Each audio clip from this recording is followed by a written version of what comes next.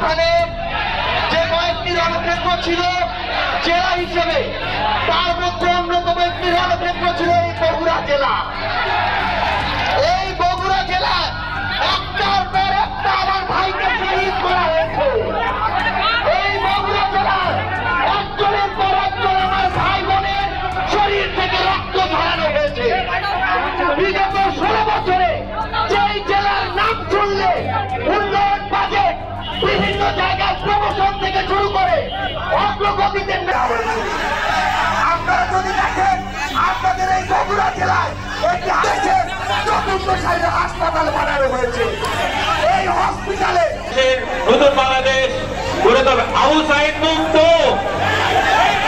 আপনারা যারা সমস্যা করতেছেন প্লিজ আপনারা ধারণ করুন, আমাদেরকে ধারণ করুন। সকলে দিল্লি না ঢাকা,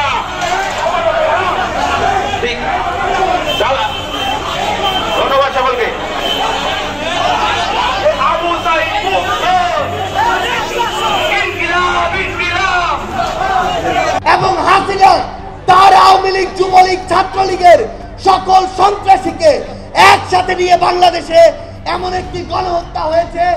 আমরা তাদের সকল রাজনৈতিক কর্মকাণ্ড নিষিদ্ধের দাবিতে আজকে এই রণক্ষেত্র বগুড়ার মাটিতে দাঁড়িয়েছি।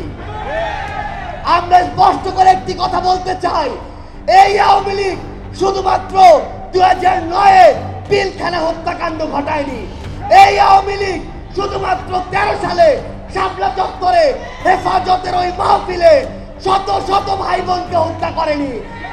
এই আওয়ামী লীগ শুধুমাত্র এই 24 জুলাইয়ে হাজারের অধিক আমাদের ভাই বোনকে খুন করেনি, বরং এই আওয়ামী লীগ নির্বিচারে নামে বেনামে অসংখ্য মানুষকে গুম করেছে, খুন করেছে, হত্যা করেছে।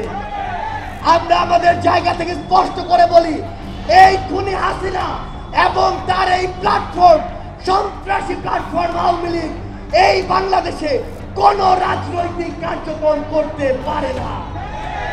এই আওয়ামী লীগ শুধুমাত্র রক্তের উপরে দাঁড়িয়েছিল, ব্যাপারটি এমন নয়।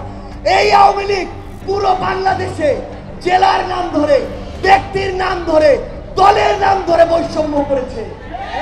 আপনারা যদি দেখেন, আপনার এই বগুড়া জেলা, যেই জেলায় একটি আন্তর্জাতিক ম্যাচ খেলার স্টেডিয়াম ছিল, সেই জেলা সেই স্টেডিয়ামকে বন্ধ করে দেওয়া হয়েছে।